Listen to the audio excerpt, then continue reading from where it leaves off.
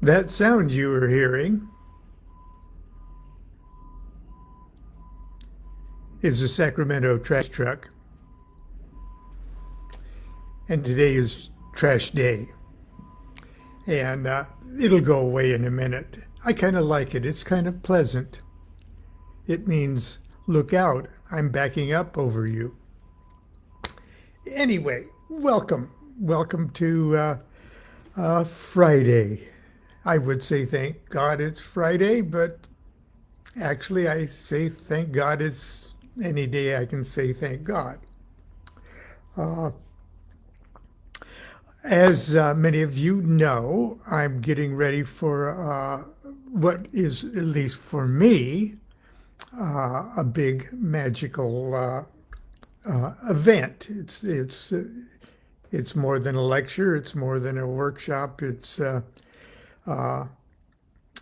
called Vision in the Desert. Okay, I'm going back to Joshua Tree National Monument area of Southern California to talk for 3 days and do Enochian magic for 3 days with a handful of people that are coming from around the world. Actually, I think we have from yeah, they're coming from around the world, actually. And this will be in March 5th, 6th, and 7th. It's midweek, okay?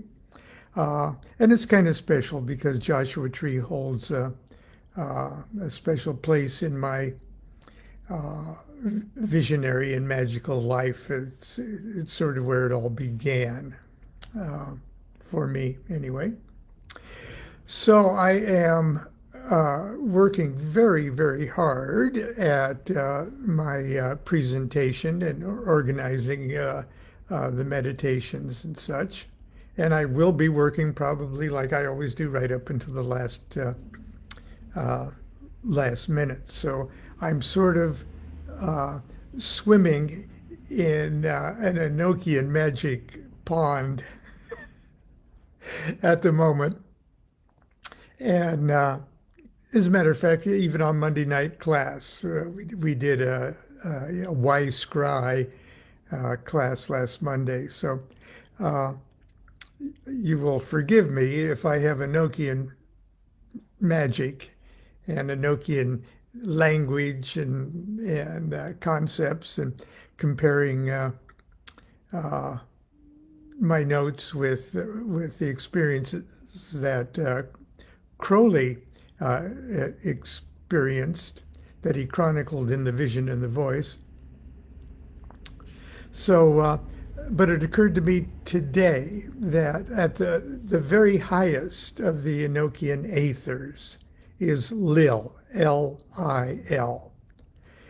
And so it's aether number 1. And it's, in my mind at least, I conceptualize it as the singularity of consciousness, the highest heaven, the singularity, the highest initiatory grade, if you want to call levels of consciousness initiatory grades. That's the top one. Now there are 30 aethers, okay? So the 30th one, which is called Tex, is the very lowest one. Probably some of you are drifting in and out of Tex right now, listening to me saying, I wonder when he's going to get on with it. But it's the lowest. And they're progressively higher levels of consciousness, just like in a more simplified form, the 10 Sephiroth of the tree of life, 10 being the lowest frequency, or pretty much what we're looking at right now, and 1 being the singularity. Okay. But the Enochian way of looking at it, it's that same spectrum of consciousness, except divided into 30 sections, each with their own with their own special resonances. And so penetrating those aethers one at a time, uh, your vision is your reaction to those resonances. Okay. So if you can imagine that after 30 levels hitting the singularity itself, that's how I picture Lil. Now, Crowley and Victor Newberg were marching across the North African Sahara. I can get you the date even here. It was in right at the winter solstice, December 20th and 21st, 1909. So the boys had been through a lot. Okay, Crowley doing it and Victor taking the notes. That's why we have, such a good record.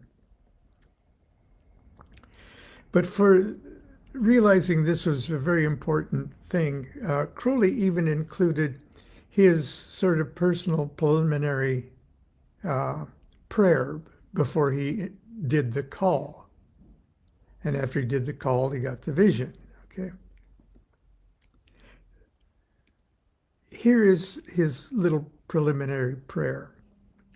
And I think I'm going to include it in all my workings, on all of the aethers, no matter what. First, let praise and worship and honor and glory and great thank be given unto the Holy One, who hath permitted us to come thus far, who hath revealed unto us the ineffable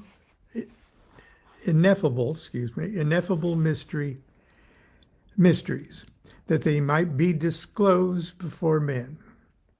And we humbly beseech his infinite goodness that he will be pleased to manifest unto us even the mystery of the first air.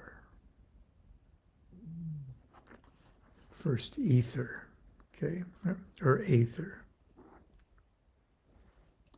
And then it says, here followeth the call. And that call would have been something, Crowley's pronunciation of this. Madrias dies prof lil.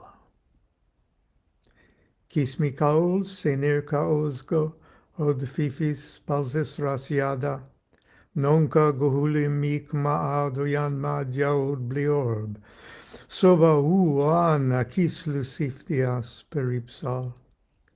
Dies sabresa noms nitaib caos geo tilbad fad damplas, toat noms gi mecal zoma, elras tofglo marbiari ido ego. Oter zolpiad afcohol caosga tabeerd senir. Ad Christios il poil tiobel basdil tilb noan paidors badod remni zilna. El zaptilb parmgi peripsax. Ota quels buapis el nibemud simp. Ad Christios agel toroltorn mirque tiobelel. Ton pim dils moaspian. Ad Christios agel tortorn paracas simp. Kudziz, dot palod fifisel smenad, od farch bams omawas, kunizbra oavavax tanug. Os katibel noas mitabjes livith mong, unchi tilb ors. Bagle, mua ol kordziz. El capimao ixo maxipod kakokasab gose baglen piti anta babaland ad farcht telukvovim. Madriax torzu o adriax o rocha abro aperi. Tabiori priors are tabas adrepan curs tedubix. Iolcam priasiar cauasior od quas quiting. Repair pax agacor, umelod pridza cocoieoive compt, torzu, zakara od zamra nasipsibut mona, dies urzas tilbaltan, odo cycleque, oda zazma plapli, ya namad.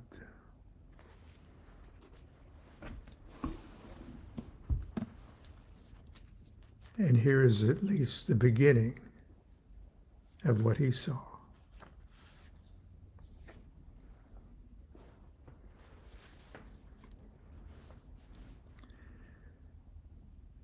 The veil of the aether is like the veil of night, dark azure, full of countless stars.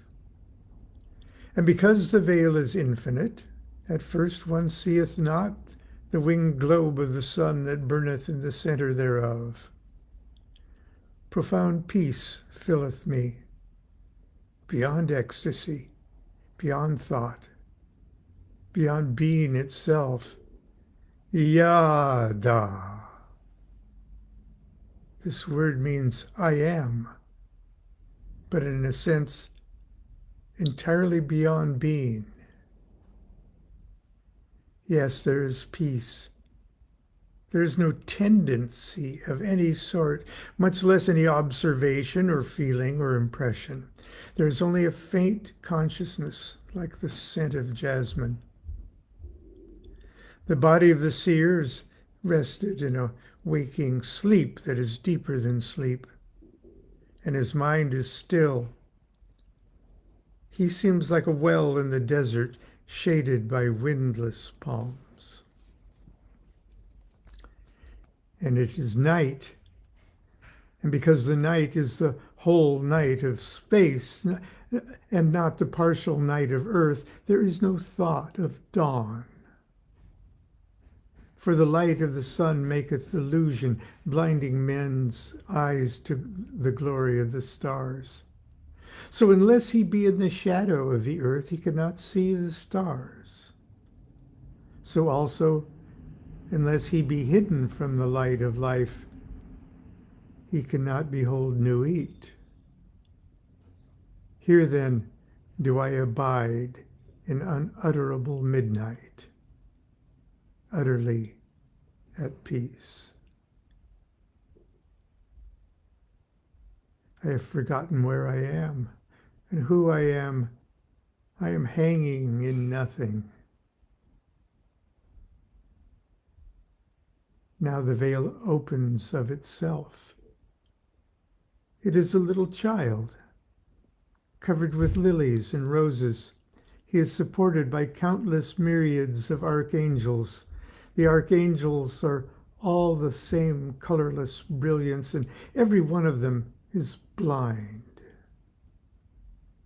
Below the archangels again are many, many other legions, and so on far below, so far that the eye cannot pierce. And on his forehead, and on his heart, and in his hand is the secret sigil of the beast. And of all this, the glory is so great that all the spiritual senses fail, and the reflections in the body fail. It is very strange. In my heart is rapture, holy and ineffable, absolutely beyond emotion, beyond even that bliss called Ananda, infinitely calm and pure. Yet at the gates of mine eyes stand tears like warriors upon the watch that lean on their spears, listening. The great and terrible angel keeps on looking at me as if to bar me from the vision. There's another blinding my mind. There is another forcing my head down in sleep. It's very difficult to talk at all because An impression takes such an immense time travel from the will to the muscles. Naturally, I have no idea of time. I have gone up again to the child, led by two angels basing my head. This child seems to be the child that one attempted to describe in the Garden of Janus. That's a poem of his. Every volition is inhibited. I have tried to say a lot, but it has always got lost on the way. Holy art thou, O more beautiful than all the stars of night. There has never been such peace, such silence. But these are positive things, singing praises of things eternal amid the flames of first glory, and every note of every song is a fresh flower in the garland of peace. This child danceth not, but it is because he is the soul of the two dances, the right hand and the left hand, and in him they are one dance, the dance without motion. There is dew on all the fire. Every drop is the quintessence of the ecstasy of stars. Yet a third time I am led to him, prostrating myself 7 times at every step. There is a perfume in the air, reflected down even to the body of the seer. That perfume thrills the body with an ecstasy that is like love, like sleep. And this is the song. I am the child of all, who am the father of all. For from me come forth all things, that I might be. I am the fountain in the snows, and I am the eternal sea. I am the lover, and I am the beloved. And I am the first fruits of their love. I am the first faint shuddering of the light, and I am the loom wherein night weaveth her impenetrable veil. I am the captain of the hosts of eternity, of the swordsmen and the spearmen and the bowmen and the charioteers. I have led the armies of the great east against the armies of the west, and the armies of the west against the armies of the east. For I am peace. My groves of olives were planted by an harlot, and my horses were bred by a thief. I have trained my vines up upon the spheres of the Most High, and with my laughter I have slain 1,000 men. With the wine in my cup I have mixed the lightnings, and I have carved my bread with a sharp sword. With my folly I have undone the wisdom of the Magas. Even as with my judgments I have overwhelmed the universe, I have eaten the pomegranate in the house of wrath, and I have crushed out the blood of my mother between the millstones to make to make bread. There is nothing that I have not trampled beneath my feet. There is nothing I have not set a garland upon my brow. I have wound all things about my waist as a girdle. I have hidden all things in the cave of my heart. I have slain all things because I am innocence. I have lain with all things because I am untouched virginity. I have given birth to all things because I am death. Stainless are my lips, for they are redder than the purple of the vine, and of the blood wherewith I am intoxicated. Stainless is my forehead, for it is whiter than the wind and the dew that cooleth it. I am light, and I am night, and I am that which is beyond them. I am speech, and I am silence, and that I am that which is beyond them. I am life, and I am death, and I am that which is beyond them. I am war, and I am peace, and I am that which is beyond them. I am weakness, and I am strength, and I am that which is beyond them.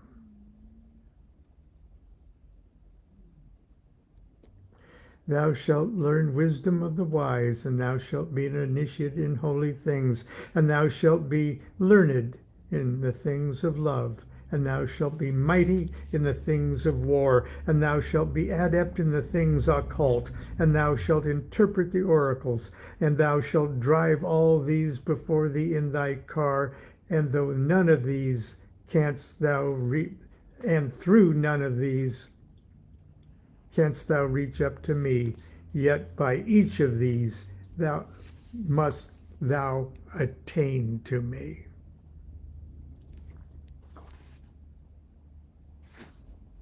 That's where I'm going to leave. That's where I'm going to leave it. Boy, I have to. I can only imagine. Actually, I can't even imagine Crowley after all of those 30 sessions walking across the North African Sahara. How it must have felt to open that door. Anyway,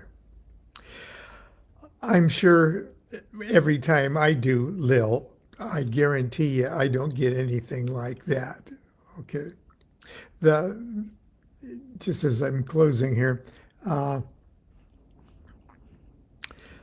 the idea of, at least my idea of working the Enochian aethers for individual magicians like you and I, you can systematically scry every one of those aethers from 30 to 1, okay? And believe me, you will get something, okay? Even if it was a strange sort of I get nothing, you'll get something. It's not that you're not opening up the aether, because the aether is already here, okay? It's you that gets tuned up to the aether, okay? And so, as so many of us are more or less familiar with the frequency levels of the early aethers, because we like I say, you probably drifted in and out of one just listening here. But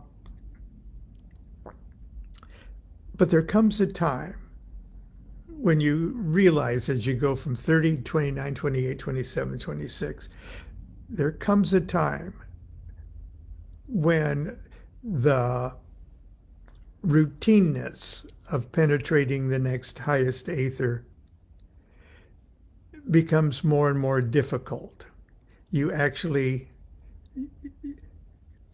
because it's comfortable to move from 30 to 29, from 29. And the visions come once you get into the swing of things. The visions come in sort of a predictable manner, okay? And you know your way around the aether, if you will, and you're familiar with the governors of each aether. But there comes a time when there's just like a freaking roadblock, okay? You get a vision, but it's like peering through a glass darkly, as they say. And you know that you haven't completely penetrated the aether. But still you go on, you write in your diary what happened, what you experienced. And you can go on all the way to Lil, okay? And we have done it formally at Monday Night Class, several series. So it's, don't blame the aether. Okay, you will get something, and it's very, very interesting and informative to compare the last time you did the series to the next time you do the series.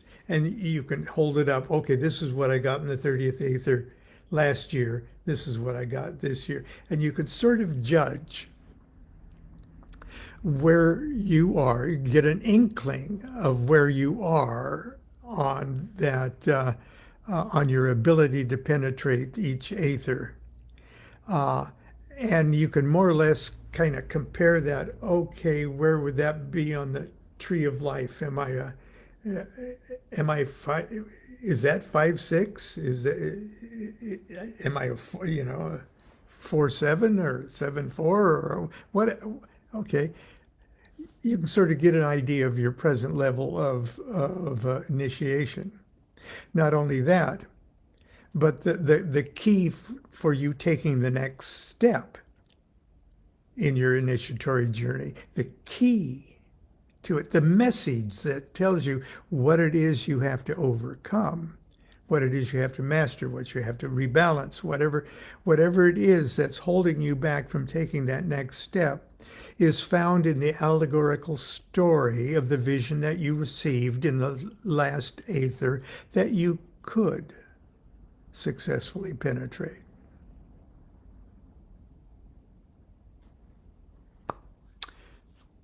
But I digress. I have to end it today. We'll see you tomorrow for Saturday morning cartoons. Until then, continue to be good to yourself and be good to each other. Do what thou wilt shall be the whole of the law. Love is the law. Love under will.